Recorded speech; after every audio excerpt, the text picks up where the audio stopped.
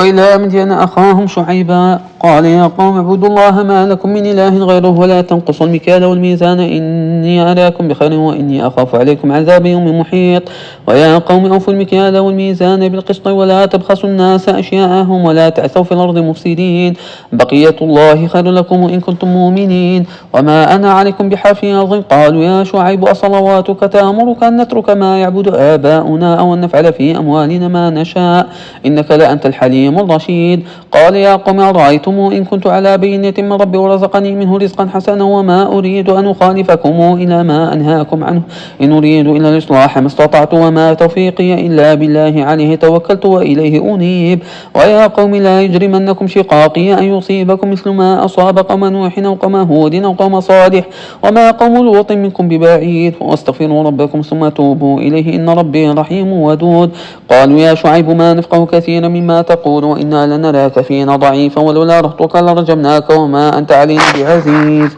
قال يا قوم أرهطي أعز عليكم من الله واتخذتموه وراءكم ظهريا إن ربي بما تعملون محيط. ويا قوم اعملوا على مكانتكم إني عامل سوف تعلمون من ياتيه عذاب يخزيه ومن هو كاذب وارتقبوا إني معكم رقيب. ولما جاء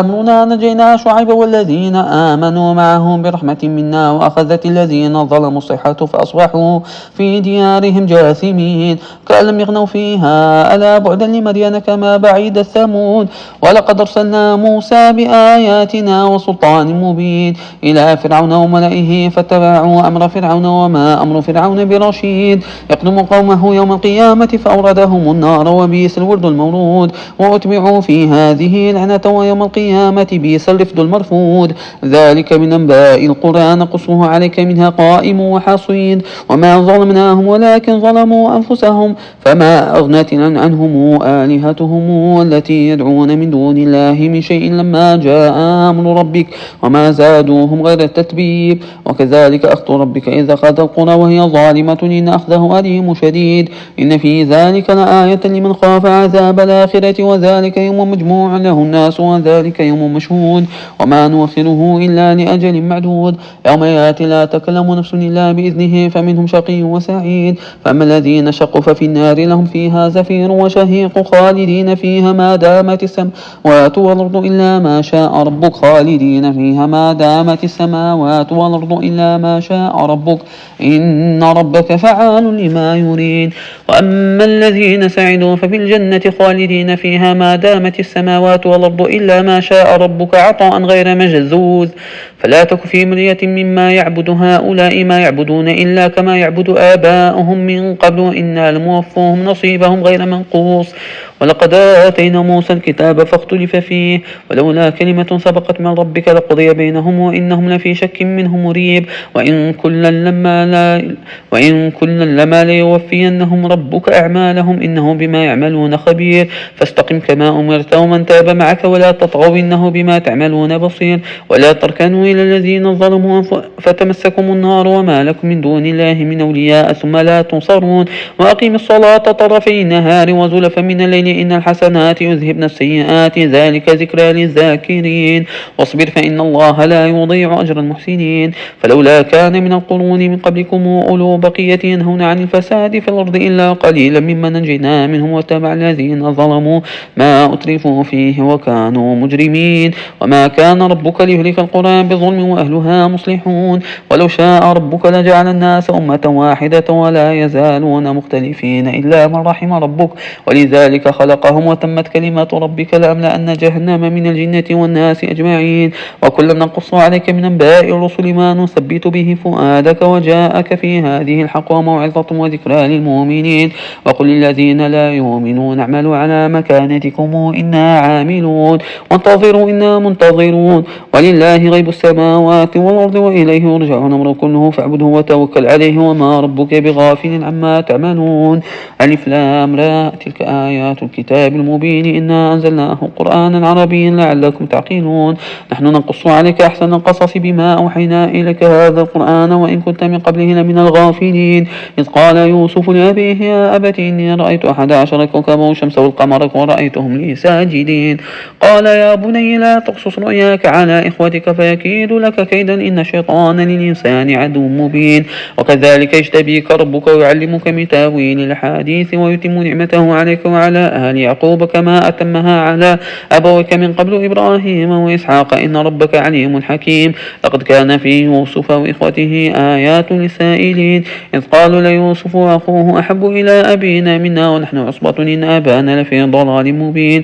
اقتلوا يوسف أو اطرحوه أرضا يخل لكم وجه أبيكم وتكونوا من بعده قوم صالحين قال قائل منهم لا تقتلوا يوسف والقوه في غيابات الجب يلتقط بعض السيارة إن كنتم فاعلين قالوا يا أبانا ما لك لا تمنى على يوسف وإنا له لناصحون أرسله معنا غدا يرتعي ويلعب وإنا له لحافظون قال إني ليحزنني أن تذهبوا به وخاف أن يأكله الذئب وأنتم عنه غافلون قالوا لئنك له الذئب ونحن عصبة إنا إذا لخاسرون فلما ذهبوا به واجمعوا أن يجعلوه في غيابات الجب وأوحينا إليه لتنبئنهم بأمرهم هذا وهم لا يشعرون وجاءوا أباهم عشاء يبكون قالوا يا أبانا إنا ذهبنا نستبق وتركنا يوسف عند متاعنا فأكله الذئب وما أنت بمؤمن لنا ولو كنا صادقين وجاءوا على قميصه بدم كذب قال بل سولت لكم أنفسكم أمرا فصبر جميل والله المستعان على ما تصفون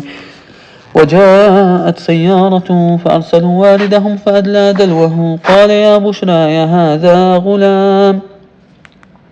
وأسروه بضاعة والله عليم بما يعملون وشروه بثمن بخس دراهم معدودة وكانوا فيه من الزاهدين وقال الذي اشتراه من مصر لامرأته أكرمي مثواه عسى أن ينفعنا أو نتخذه ولدا وكذلك مكنا ليوسف في الأرض ولنعلمه من تاويل الأحاديث والله غالب على أمره ولكن أكثر الناس لا يعلمون ولما بلغ أشده آتيناه حكما وعلما وكذلك نجزي المحسنين وراودته التي هو في بيتها عن نفسه وغلقت الأبواب وقالت هيت لك قال معاذ الله إنه ربي أحسن مثواي إنه لا يفلح الظالمون ولقد همت به وهم بها لولا أن رأى برهان ربه كذلك لنصرف عنه السوء والفحشاء إنه من عبادنا المخلصين واستبق الباب وقدت قميصه من دبر وألف يا سيدها لدى الباب قالت ما جزاء من أراد بأهلك سوءا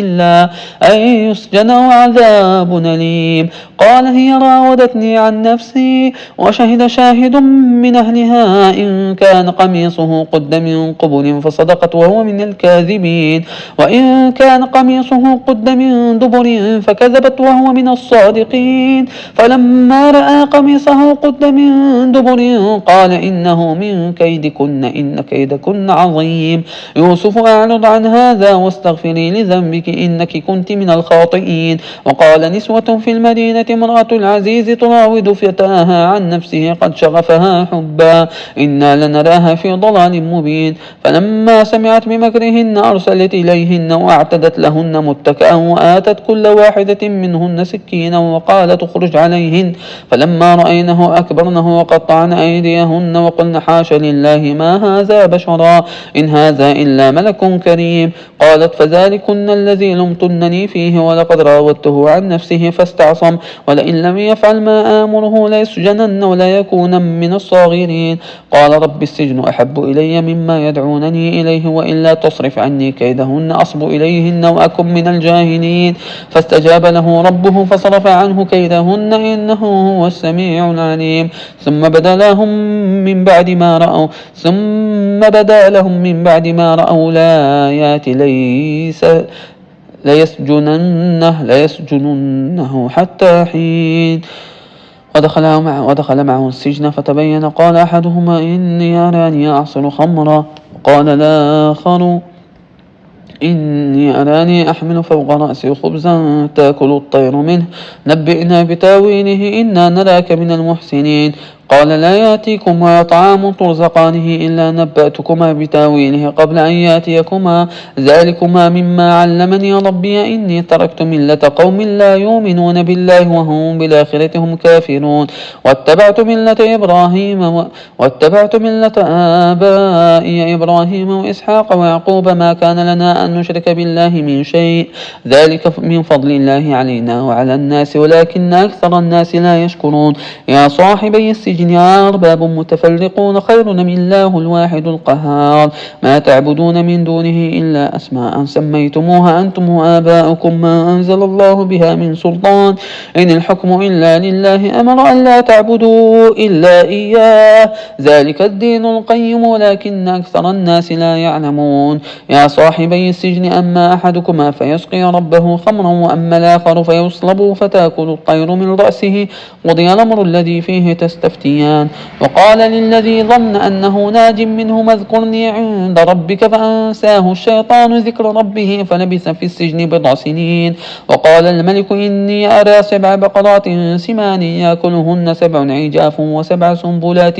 خضر وأخر يابسات يا أيها الملو أفتوني في رؤياي إن كنتم للرؤيا تعبرون قالوا أضغاث أحلام وما نحن بتاويل الأحلام بعالمين وقال الذي نجا منهما وادكر بعد أمة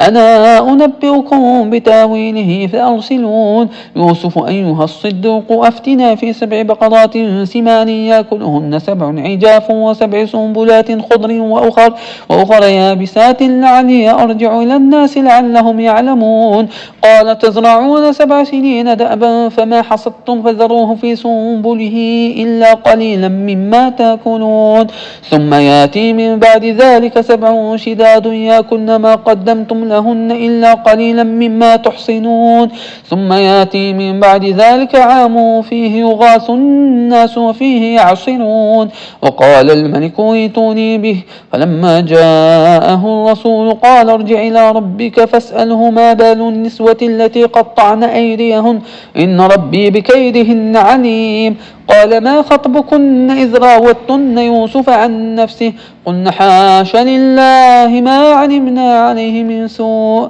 قالت امرأة العزيز ألا نحصحص الحق أنا راودته عن